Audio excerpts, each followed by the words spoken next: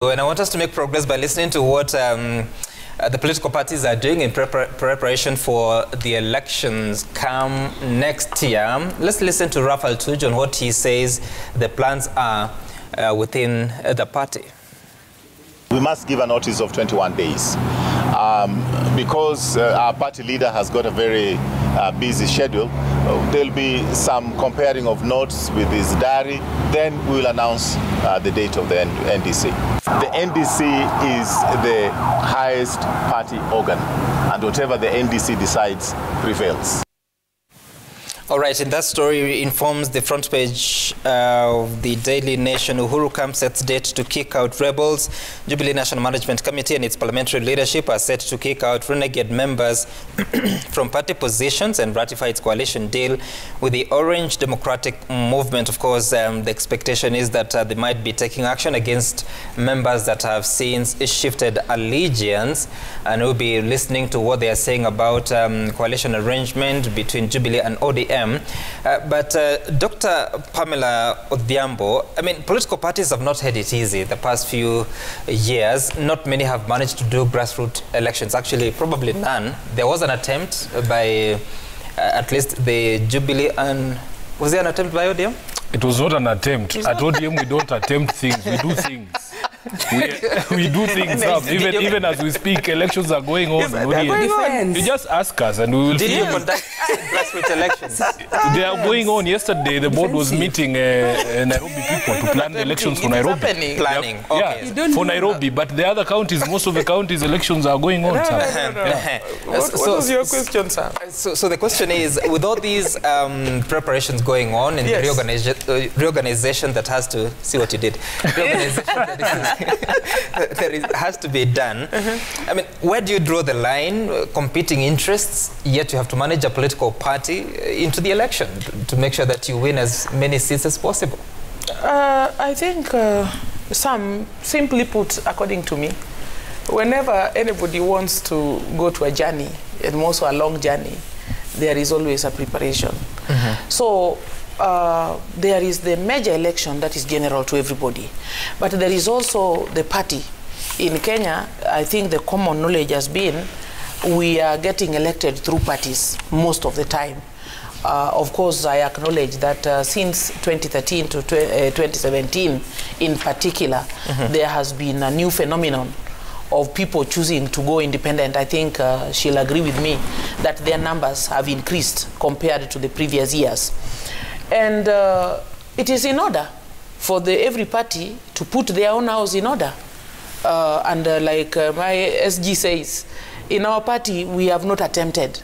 It is happening even in my county as I sit here. Correct. I know in my constituencies, in my wards, in my polling stations, we are doing the delegates elections. And it is very nice. Let me congratulate ODM, because it's been happening so peacefully, to the extent that you have been thinking that it is not happening. It's not happening. And so we have just grown up, and we have decided no more unnecessary violence, because much as we want to put our house in order and have a clear cut that Pamela is our delegate in this polling station or this ward or this county, we want to do it peacefully by the end of the day, to have the whole membership of ODM remaining intact. And I think this is what all the other parties need to do.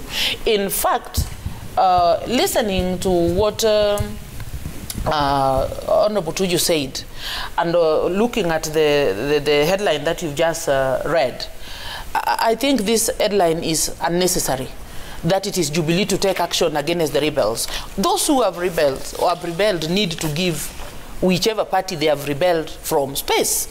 If I decide to move from ODM to another party, then I should not even wait for the ODM to push me out. I should actually push myself out.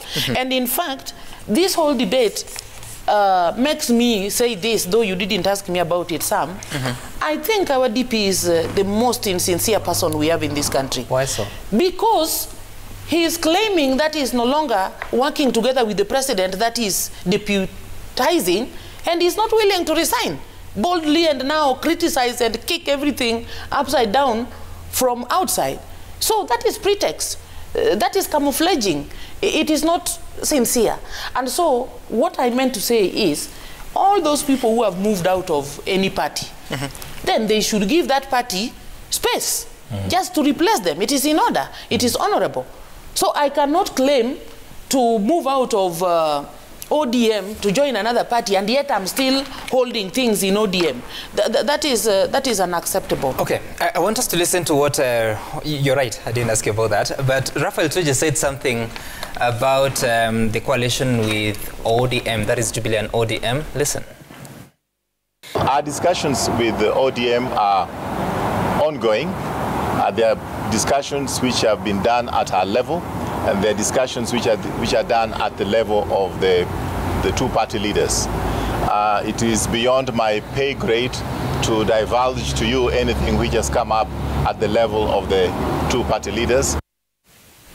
If I ask you the same question, what would be your response? The response would be exactly the same. That in fact, we take instructions from our principals. And the things that we discuss in public are the ones that they tell us that we can now discuss this in public. And it's true what Tuju says, because there are levels in these deliberations. There are things that are discussed between the president and my party leader that don't involve Sifuna. There are those that they discuss, then they tell us, you as Watu ya Mkono, you can now action this. So what Tuju is saying is 100%. Yeah. We know that the election calendar, the nominations are supposed to run, the party primaries are supposed to run between March and around, is it April or May? And then the presidential nominations should be happening sometime in May. So when you look at the timelines, what are you looking at in terms of coming up with alliances or coalitions that now should take you to the next level? First of all, primaries are happening even now. This morning I'm going to attempt a party primary in Narok East. All the candidates who have declared are coming to my office to attempt a consensus, because we wrote to the IEBC and told them that as ODM, the few days that they had provided in April were not sufficient for us to conduct proper primaries. So in fact, the window was actually removed so that party primaries can happen anytime for as long as you submit the names on the date, which is 3 months to the general election. So as far as the presidential campaign is concerned, we are not worried for time, Sam. I think there is time. You have seen the schedule that has been put out. We are looking at having a candidate, you know, in December. That is next month, in the first week of December, so that we are able to have now time to discuss. That is candidate for ODM or for the coalition? For the ODM. Okay. Yes. Interesting. And I want us to listen to something that the party leader of KANU, the Independence Party, said while on tour of Kajiado, I believe. Let's listen. Uchunge maslaha zenu. Uchague viongozi ambao unajua watachunga maslaha zenu. Tafadhali. Usichague waizi tafadhali. Na kwa uchumi, we are going to have a 24-hour uchumi run by 3 shifts. Utafautishe kura na kukula. Nini? Kura na kukula. Wakifika hapa, kula. Usibakishe. Mali ni yenyu. Usibaki. Wakati siku itafika ni kura. Na kura ndio siri. Mjue ya kwamba wale kutangulia sikufika. Kuna wengine walianza zamani, lakini hawajafika mahali. Tutawashika tu na tutawapita. Si ndio? Walisema wameanza, lakini hii ni marathon. Hii hapana, hii sprint, hii ni marathon. Tutapita hawa tu pole pole. All right, that is the KANU chairman and the Secretary General there, Nick Salat, speaking to the people of Kajiado, Kura na Kula. At least that's quite clear. But I remember during the break, at some point you said that it's pretty expensive to run politics in this country. Yes. Your party chairman is telling us, Mali Kija Kula. How then do we make our leaders accountable? And how do we kick out corruption and voted treating out of our elections? I can't know how. Is it a good thing? It might not be good, but it is with us. You see, we cannot run away. I can't run away from the truth. And I can't run away from the practice. It might not be good, but that is what we have entrained our people with. And that is the language they understand. It is unfortunate for us leaders and Kenyans generally. How much because does it even cost? when we are going to campaign, let me put it, Sam. When you are going to sell your manifesto, generally our people, our community, our people, sometimes they tell you, no, can you stop what you're just telling us? I mean, you're wasting our time. Can you do what is necessary? Do the thing. And then you go. They don't want to listen to those manifesto things. You're wasting their time. And they get now on who has brought what. And some, this is a cancer thing. It's cancer. It's cancerous. Is that the case with the rest of you? Before you go to them. No, I'm just asking for a yes or no. Just asking generally, and you don't pull out. Is that the case with you, Dr. Pam? Yes or no? Okay, it's hard to answer. SG Sifuna, is that the case? We can't discount the corrupting influence of money in our politics. Okay. It is there. Okay. All right. So let me ask you, Honorable Cheriot, because Dr. Pam is hesitant. How much does it cost to mobilize a political meeting? Oh my God. How much? You can't tell. And you see, I was telling people over the weekend. What do you mean you can't tell? Sam, let me tell you. I was telling my people over the weekend on Sunday. I told aspirants and some of us who are leaders, it will be something very suicidal and very dangerous for a politician to be noting out every coin you spend, because it will end up taking you to an ICU. Kill you. It will kill you. But where do you get this money from if you don't know how much it is? I mean, every coin you get, it is for the people. You get it from where? From our salaries and our businesses. That's what I'm asking. I mean, your salary is done. You know it, I'm sure. Yes. So you don't know how much you spend. At the moment I don't have salary. But you're not... What do you mean? No. Wait, what do you mean you don't have a salary? You're a member of parliament. No, my salary is in terms of paying mortgage, in terms of paying loans, and the little I get from my businesses, and I go and talk to my people with it. So let me tell you, you know, Sam, not everybody speaks the truth. It's unfortunate. Myself, I speak the truth. And if you want to do, because you are a journalist and you can do investigative journalism, go to parliament and get people's pay slips without looking at their names. People don't have salary. Some people are really, they are in negatives. But they're still managing to finance their political meetings. Yes, because people have side hustles. People do business, by the way. Most of the politicians, they do business. So, and even more, why this pay slip is in ICU is because you have invested in some business. So you don't take loan for luxury. People take loan to invest in business. Okay. So that is it. And kukula ni ukweli. Kukula iko na kukula ni ukweli. Even if you come and present yourself with a very nice manifesto and very beautiful face, and you don't have this, akuna. No one will listen to you. Dr. Pam, you wanted to speak on this, how much it costs to mobilize a political meeting in Migori? Maybe some before she adds, there's something you were talking about in terms of rebels of Jubilee, and I wanted really to contribute and say, at the moment, I don't know how many Jubilee MPs we have. Because the rest of them, everybody says, I'm a UDA, I'm an UDA member. Now, I mean, which date and time is this that people are going to be chucked out of Jubilee? I think it is long overdue. You feel like they left already? Yes, Dr. Pam, on the cost of mobilizing a political please meeting. don't misunderstand my laughing, because to be honest, what is happening to political leaders in this country is laughable. It is laughable because if you choose to cry, then you will be depressed, and surely you will die.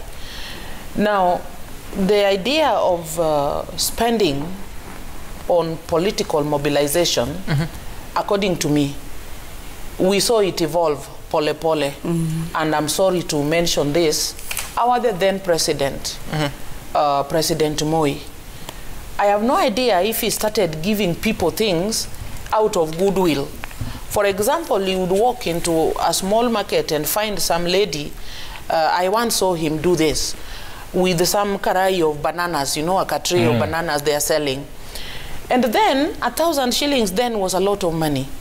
And then he would pick these bananas and give this woman 10,000.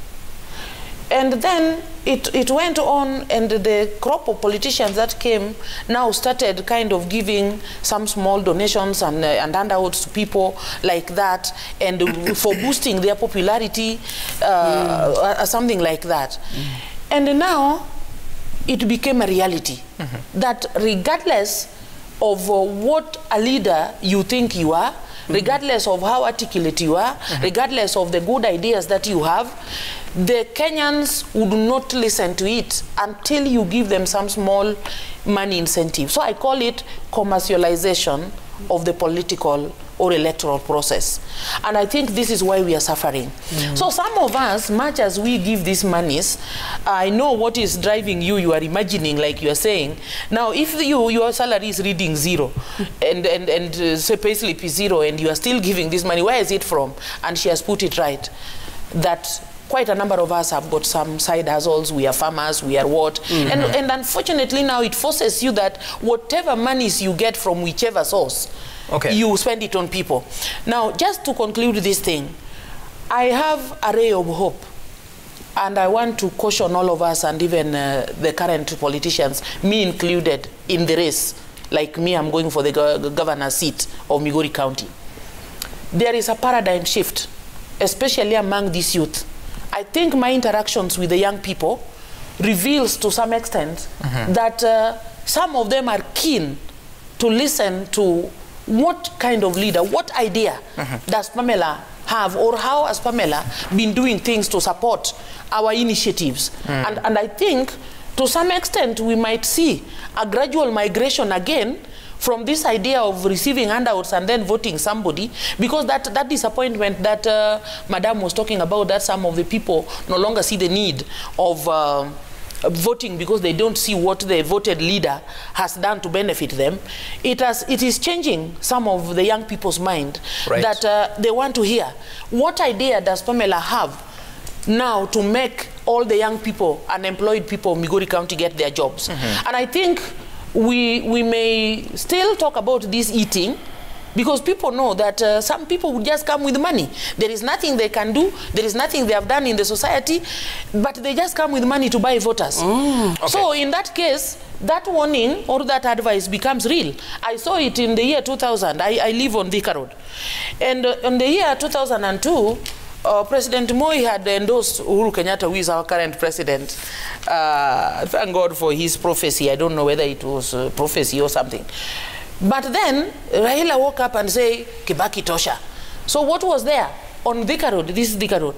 It was written in big red letters, Kula kwa KANU, Kura kwa Kibaki. And it came to pass. And now the party leader, the party chairman of KANU. So we might have to change the paradigm so that we can have ideas that can carry our people along.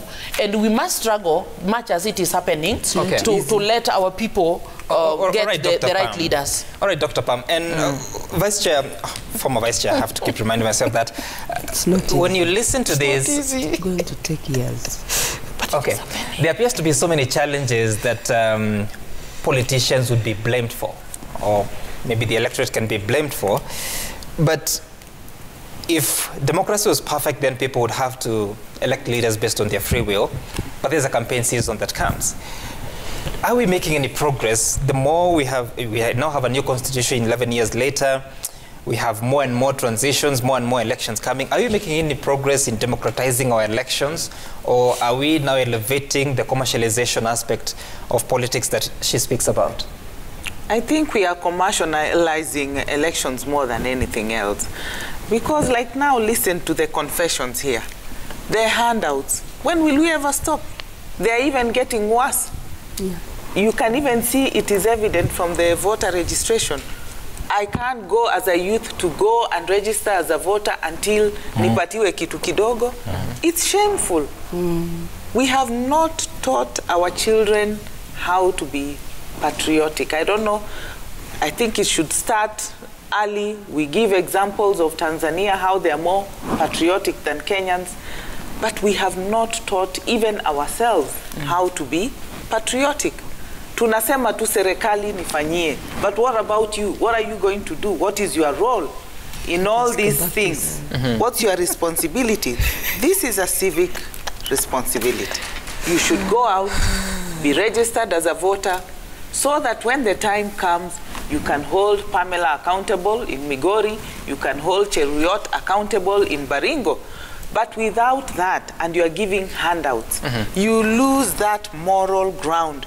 You lose the moral authority to come and ask, what have you done for this county? Because you have been getting handouts. So where does that and that's begin? That's what you depend on. I don't know where it will lead us as a nation, because it is difficult. You find that now during the campaign season, IEBC, like now, see, we are going to elections without any set limits for campaign finance. That one we know. So it's a free for all. You can give your money, and of course, you know, even during campaigns, giving money is an election offense. But now, get the evidence. Where are you going to get the evidence? People are just sitting waiting. Unaleta pesa, chini ya meza, you pick that money, you go. Sifuna as SG will be there talking to the young people, but he knows akona mtu wa mkono somewhere busy working. Otherwise, his party will not get votes. You are fighting against another party that has I see SG Sifuna nodding. Are you nodding in agreement? No. Let me start with the question of patriotism. You know, patriotism is a relationship.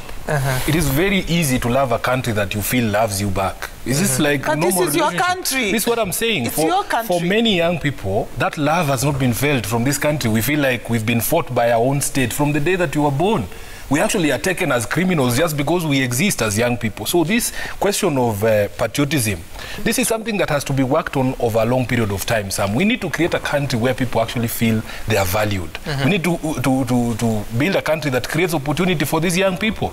A country that actually invests in people. If it invests in our education, it invests in our healthcare, it invests in opportunities for us. It is very easy to love some countries, but not Kenya. It is very difficult. We are in an abusive relationship with our own country. We are stuck. And the question of money, you see, there is a general assumption, first of all, that anyone who participates in politics has money, and that the expectation is that this money is to be shared. Even those of us who lost elections in 2017, people don't differentiate between me and Pamela Odhiambo, who's a current MP. From the moment you leave your gate, you will meet somebody at the gate there, whether it is your watchman or he has a medical sheet for somebody who's sick, anataka school fees ya watoto, from your gate, Sam. And everywhere you will go, when you see people see you and they clap, you don't think they love you. No. They have seen an opportunity. Wakiona when mheshimiwa. They love your pocket. Yeah, maybe for me recently, because they gave me another title of Waziri wa Sherehe, they see me and they get happy. But generally, if you are a politician, when people see you, they have this expectation. It is not going to be easy to get rid of money in politics, and it's not a problem in Kenya only. It's across the world. But Kenyans have become smarter. Actually, this question of kukula somewhere and kura elsewhere is not a new concept. It has always happened. Kenyans always know who can work for them. But the corrupting influence of money has made it such that right now the expectation is there upon every aspirant, every politician, that you must have some money. And this money is not just for handouts, Sam. It is very expensive, even just fueling your car. For a county like Baringo, I imagine that going around that county is very expensive. Right. You need staff, you need materials, you need all sorts of things. So politics has become so expensive.